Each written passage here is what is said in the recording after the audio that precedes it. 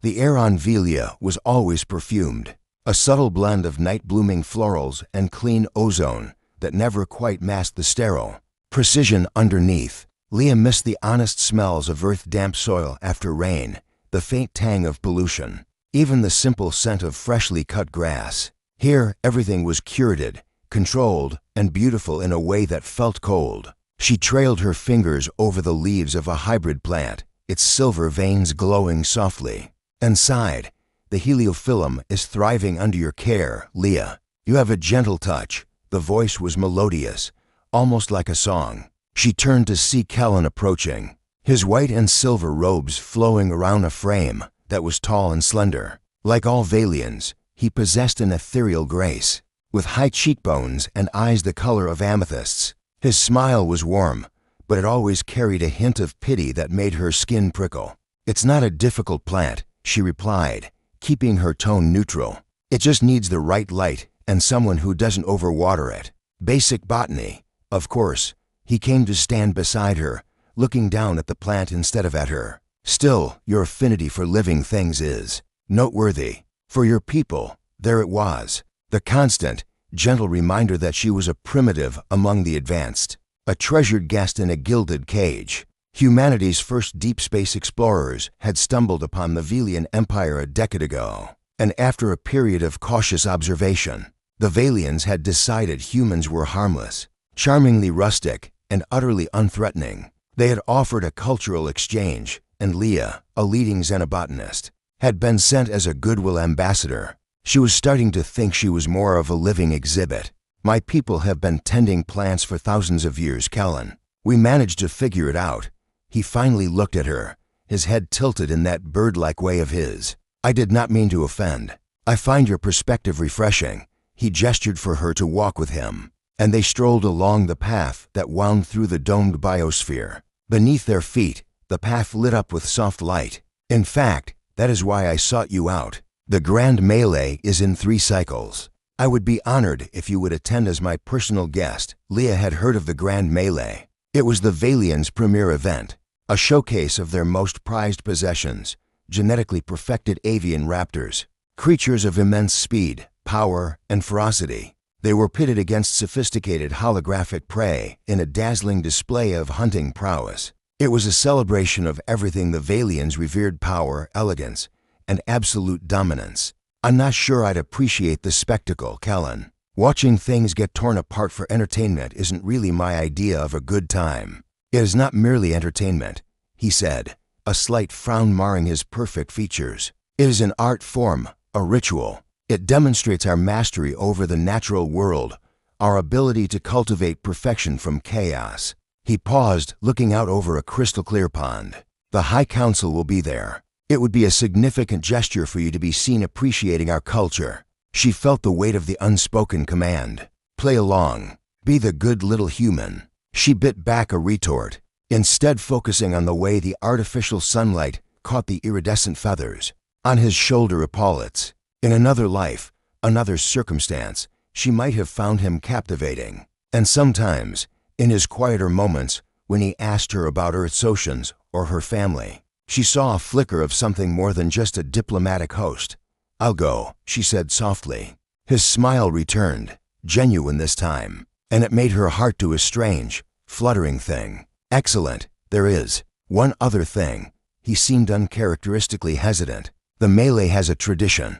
Guests of honor are permitted to present a creature for the opening procession, a symbolic gesture of their own worlds." "Spirit," Leah stopped walking. "You want me to present an earth animal? It would be a grand gesture of intercultural exchange," Kellen said, his eyes alight with enthusiasm. "Imagine one of your noble wolves, perhaps, or a great hunting cat. It would be a moment of great pride for your people." A cold knot tightened in Leah's stomach. She saw the scenario with perfect, painful clarity. They would parade a lion or a tiger out into that arena, and the Valians would politely applaud. They would then watch their own genetically engineered monsters and find Earth's greatest predators quaint, underwhelming. A punchline. "We don't really parade our predators, Kellen. It's not how we relate to them." "Oh." His face fell, and he mistook her reluctance for shame. "I understand. Perhaps it is for the best." Our raptors are formidable. It might be distressing for a creature unused to such grandeur. The condescension was a physical blow. She saw the affection in his eyes, real but tainted by the unshakable belief in her inhumanity's inferiority. In that moment, something in her broke. The quiet frustration of months boiled over into a cold, hard resolve.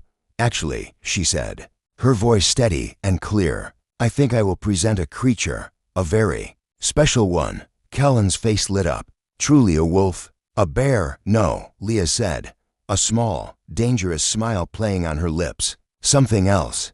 I just need to make a transmission home. Tell the High Council that Earth will be represented.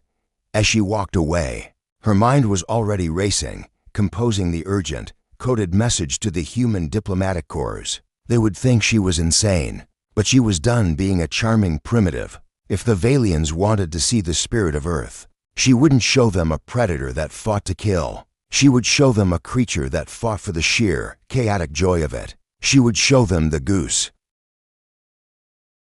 The silence in Leah's quarters was thick with tension, broken only by the soft hum of the environmental systems. She had sent the message 12 hours ago, a tightly encrypted data burst containing a formal request, and, she was sure, what her superiors would consider a clinical-grade psychological breakdown. The waiting was a special kind of torture. Kellen had sent 3 polite inquiries about the creature's status, his words dripping with a patronizing concern that made her teeth ache. When the calm panel finally chimed, she nearly jumped out of her skin. The face that flickered to life on the screen was not from the diplomatic corps. It was a man with a weathered face, a shock of unruly dark hair, and a smudge of engine grease on his cheek. He wore a standard issue jumpsuit, but it was unzipped to reveal a faded t-shirt underneath. Leah, name's Jax. I'm your delivery boy. His voice was a low rumble, devoid of the usual diplomatic niceties. Delivery boy? Where's Ambassador Croft? I was expecting a response from the diplomatic corps. Jax gave a lopsided, cynical smile. Croft took one look at your request and had a small fit. Something about not destabilizing interstellar relations with waterfowl. Your file got kicked down to logistics. Lucky for you, I was in the sector. He leaned closer to the cam. You're serious about this? The whole thing? I am, Leah said, her voice firm despite the flutter of doubt in her chest. They need to see we're not what they think we are.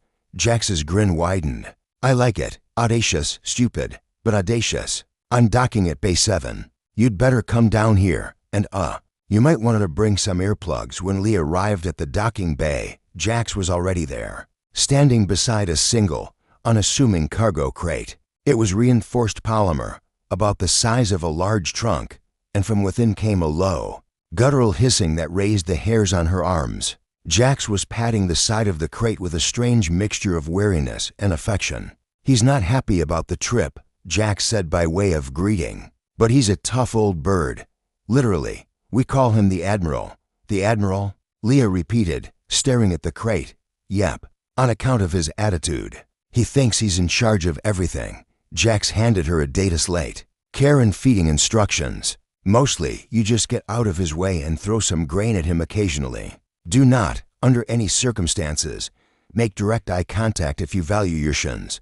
As if on cue, a loud, angry honk erupted from the crate. A sound so raw and indignantly furious it echoed off the high ceiling of the docking bay. A Velian dock worker passing by flinched, his feathers fluffing up in alarm. Leah felt a wild, slightly hysterical laugh bubble in her throat. This was it, her great weapon. A creature that sounded like a broken air horn. It was at that moment Kellen found her. He glided into the bay, his expression a mixture of curiosity and deep confusion. His eyes swept over Jax, taking in his utilitarian jumpsuit and irreverent posture. Before landing on the crate, Leah, I was informed your specimen had arrived. His gaze returned to the crate. It is rather compact. Is it a juvenile? Before Leah could answer, Jax chimed in. Nope, that's full-grown. Prime specimen of answer, domestic greylag goose. Weighs about 10 kilos of pure, unadulterated spite. Kellen looked utterly lost. Spite, I do not understand. Is it a predator? A scavenger? He's an opportunist, Leah said, finding her voice. She walked over to the crate and entered the release code Jax had given her. He's whatever he needs to be in the moment. The front of the crate slid open. For a moment, nothing happened. Then a long, white neck extended out, followed by a sleek, gray-feathered body. The goose the Admiral stepped out onto the pristine Velian decking with an air of regal contempt. He shook his feathers, fixed his beady black eyes on Kellen, and let out another, sharper honk. Kellen took an involuntary step back. "This is your champion?" he asked, his voice barely a whisper. The disappointment was palpable, but beneath it was sheer, unadulterated bewilderment. "Leah, this is a waterfowl." "It is. Round. He's deceptively round," Jax corrected cheerfully. "Watch this." Jax took a single, deliberate step toward the Admiral. In a blur of motion, the goose lowered its head, extended its wings, and charged. Hissing like a steam leak, Jax, clearly experienced, sidestepped at the last second. The Admiral skidded to a halt, turned, and glared at him as if memorizing his face for future retribution. Kellen stared, his mouth slightly agape. The romantic warmth that had been growing between him and Leah during their walks in the biosphere seemed to freeze over. He looked from the hissing goose to Leah's determined face, and she saw the chasm opening between them. He saw a foolish, potentially career-ending stunt. She saw a symbol of defiance. "Leah," he said, his voice low and strained, "the grand melee is not a joke. The creatures that fight there, they are lethal. They will see this as an insult. My father, the High Council, they will see it as a mockery of our most sacred tradition." "It's not a mockery, Kellen," Leah said, her heart aching at the hurt in his eyes. "It's a different answer to the same question. You think strength is about power and perfection. We know it's also about courage and chaos. Chaos is not strength," Kellen replied, his tone final. "It is merely disorder. You are risking everything you're standing here. The progress we have made for a gesture I cannot comprehend." He gave the Admiral one last, deeply troubled look, then turned and walked away. His robes sweeping behind him, Leah watched him go, the cold knot back in her stomach. "Boyfriend's not a fan, huh?" Jax remarked, coming to stand beside her. "It's complicated," Leah murmured. "Always is." Jax nudged the data slate in her hand. "Don't worry. The Admiral here has a way of simplifying things. Everything is either a friend, food, or a threat. Right now, I'm betting he's sizing up that pretty boy as a threat." As if to prove the point, the Admiral waddled over to Leah and nibbled gently on the sleeve of her tunic, a gesture that was surprisingly tender. She looked down at the creature, at its ridiculous, magnificent, and utterly fearless form. The doubt was still there, a cold whisper in her mind. But as she looked into the goose's unblinking, intelligent eyes, she felt a surge of defiant hope. Kellen saw a joke. She saw a feathered heart, beating with the untamed, unpredictable spirit of Earth. And in 3 days, the entire Velian Empire would see it, too.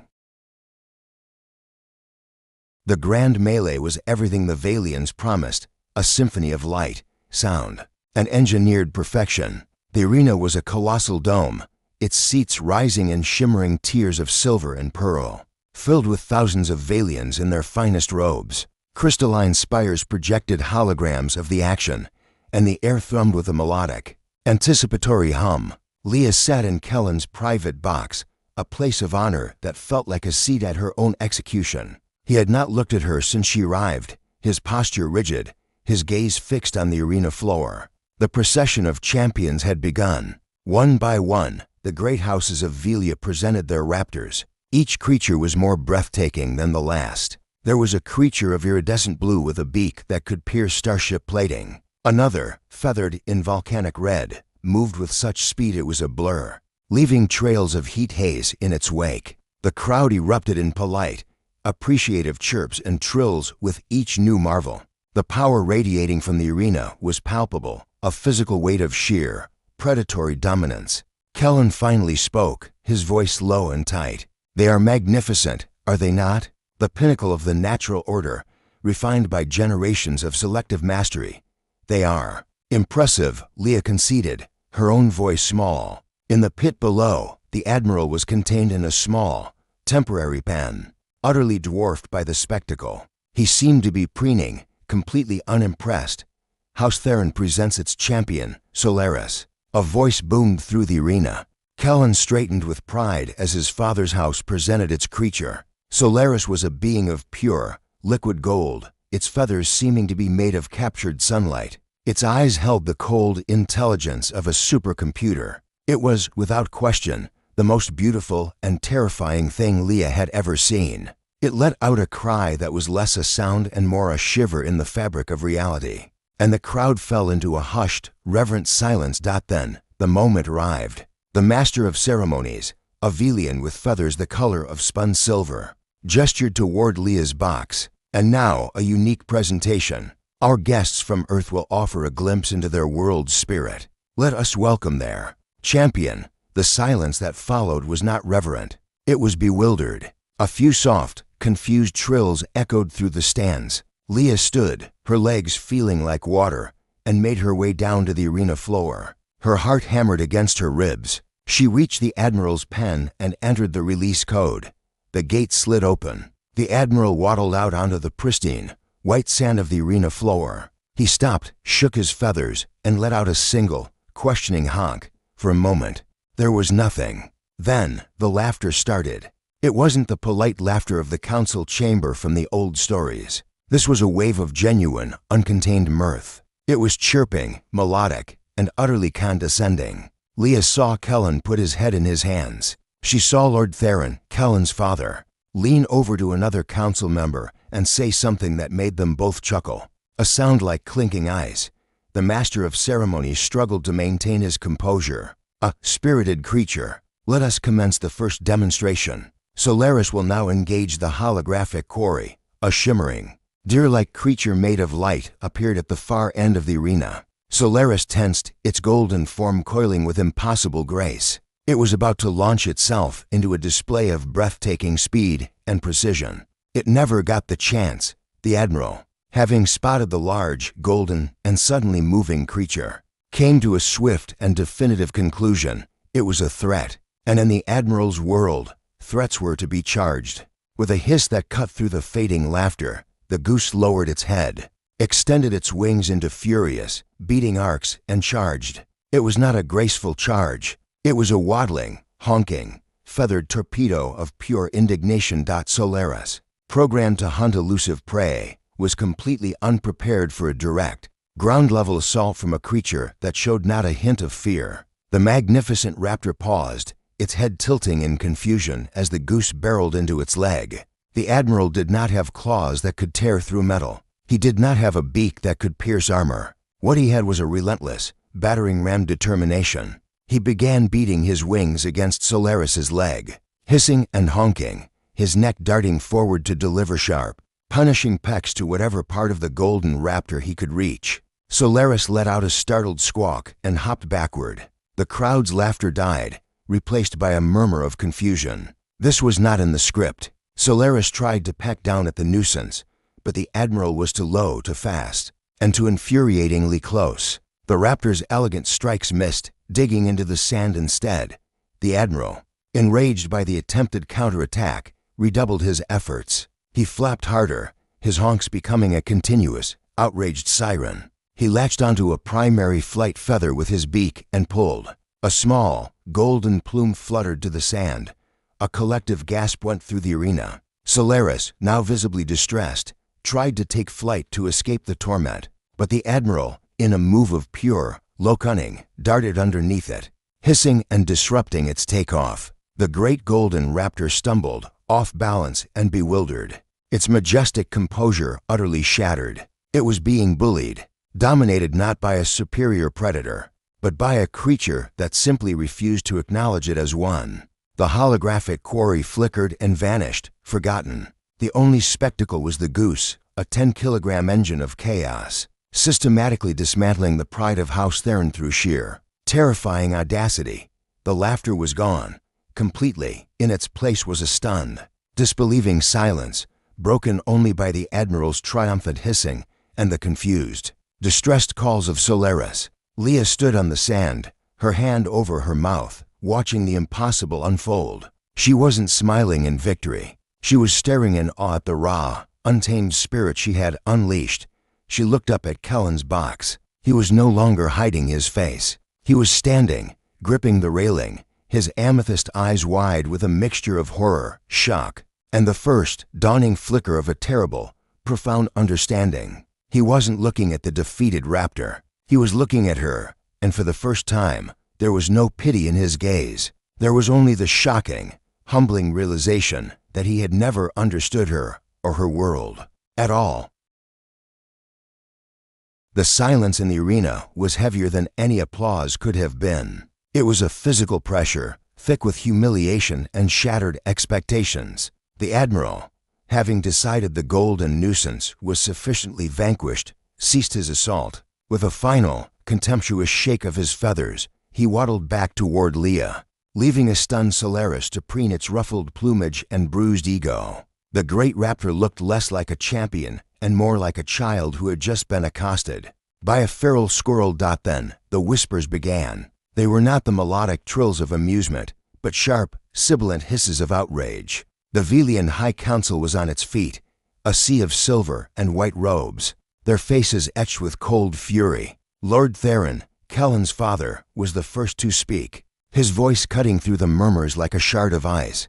This farce is an insult," he thundered, his gaze fixed not on the goose, but on Leah. "You come to our world, you are welcomed into our most sacred traditions, and you mock us with this feathered vermin. You have desecrated the grand melee." Leah stood her ground, the soft sand feeling like quicksand beneath her feet. "There was no mockery intended, Lord Theron. You asked to see a creature that represented the spirit of Earth. You saw it. We saw a display of base chaos, of meaningless aggression." Another council member cried. "This is not strength. It is a lack of decorum, a psychological flaw. It is a will to survive that you clearly cannot comprehend," Leah shot back, her voice gaining strength. "You cultivate perfection in a sterile garden. Earth cultivates resilience in a wild, untamed world. The Admiral is as much a part of that world as the lion or the wolf. He just has a different way of winning. Lord Theron spat the word. "This was not a victory. It was a disruption, a stain. Your status as a guest of Velia is revoked. You will be on the next transport out of our space, and this creature will be confiscated and studied for its aberrant behavior." A cold dread washed over Leah, colder than any space between stars. To be exiled was one thing. To lose the Admiral, to have him become a lab specimen for these people who saw him as a malfunction, was unthinkable. It was then that Kellen moved. He had been standing as still as a statue, his face a mask of conflict. He had watched his father's pride, the very embodiment of Velian ideals, be humiliated by a creature he himself had dismissed. He had seen the contempt in his people's eyes, and the unyielding fire in Leah's. The gilded cage of his upbringing, which had always felt like protection, now felt like a prison. He stepped away from his father's side and walked to the edge of the council balcony, looking down at Leah on the arena floor. The entire stadium watched, breathless. Father Kellen's voice was quiet, but it carried through the perfect acoustics of the dome. "The council, you are wrong."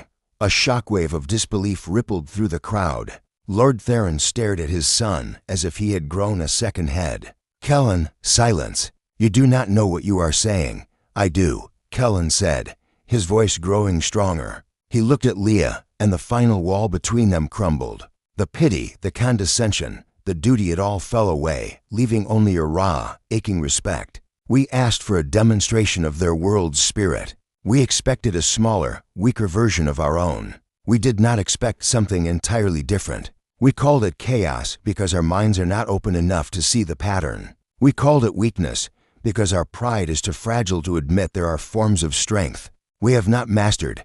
He turned to face the High Council, his posture no longer that of a dutiful son, but of a man finding his own voice. "You would exile her for showing us a truth we were too blind to see? You would punish her for our own lack of imagination? That is not mastery. That is fear." Lord Theron's face was a thundercloud. "You speak of treason, boy. For a human, for this botanist and her pet?" Kellen's gaze returned to Leah, and in his eyes, she saw the answer to every unspoken question that had passed between them in the biosphere. It was not just respect she saw there now. It was love. A love that was willing to burn down the only world he had ever known. "I speak for a truth that is more important than tradition," Kellen declared, his voice ringing clear. "And I am not speaking for a pet. I am speaking for the woman I love." The gasp from the crowd was universal. Leah's hand flew to her mouth, her eyes stinging with tears. "If your pride demands her exile," Kellen continued, his tone final and absolute, "then it demands mine as well. I will not stay in a gilded cage that cannot see the beauty of a wildflower. I renounce my place in House Theron. I choose exile." He turned and began to walk down the steps from the balcony, toward the arena floor, toward Leah. He did not look back at his father's stricken face or the horrified council. His path was clear. The price of his pride was everything he had, and he was paying it willingly. He reached the sand and walked to Leah, ignoring the thousands of staring eyes. The Admiral, standing between them, looked up at Kellen and let out a soft, non-threatening honk, as if giving his approval. "You didn't have to do that," Leah whispered, her voice trembling. "Yes, I did," Kellen said, his hand finding hers. His touch was warm and sure. "I finally understood. You weren't just showing us the goose. You were showing us yourselves. Stubborn, brave, and utterly magnificent. I was a fool not to see it before." Above them, Lord Theron stood in furious, impotent silence. The grand melee was forgotten. The only thing left in the arena was the beginning of a new story, written not in the stars of Velia, but in the shared space between two joined hands and the quiet, approving honk of a goose. The hum of the human Starliner Odyssey was a different sound than the melodic thrum of Velian technology. It was deeper, more mechanical, a steady and honest vibration that spoke of engines built for endurance, not elegance. Leah stood at the viewport of their small but private quarters, watching the stars streak by. They were no longer static points of light in a curated dome, but a river of possibility behind her. Kellen was attempting to fold a blanket, his long, graceful fingers fumbling with the thick fabric. It was a mundane task, but she found it more captivating than any Velian ritual. Every day was filled with these small, human challenges for him, learning to use utensils that weren't perfectly balanced, understanding the nuances of human humor, coping with the occasional, endearing mess. He was no longer a prince in a palace, but a man learning to live, and he faced it all with a quiet wonder that made her heart ache with affection. Aloud. Proprietary honk echoed from the corner. The Admiral was perched on a cushion they had requisitioned for him, preening his feathers with an air of a king holding court. He had taken to shipboard life with unnerving ease, terrorizing the maintenance drones and establishing a firm, hissing dominance over the corridor outside their door. The crew, after a brief period of alarm, had come to regard him with a sort of reverent fear. Jax, who had signed on as a civilian engineer, had even fashioned him a tiny, magnetic harness for when the artificial gravity flickered. "He seems to approve of the accommodations," Kellen said, finally surrendering the blanket into a lopsided bundle. "He approves of anyone who gives him extra grain and doesn't make direct eye contact," Leah replied, smiling as she turned from the viewport. "It's a simple, honest relationship." Kellen came to stand beside her, slipping an arm around her waist. He still moved with a natural grace, but the stiffness of Velian decorum was gone, replaced by an easy comfort. Simplicity has its virtues. On Velia, a look could carry a dozen layers of political meaning. Here, a honk just means get out of my way.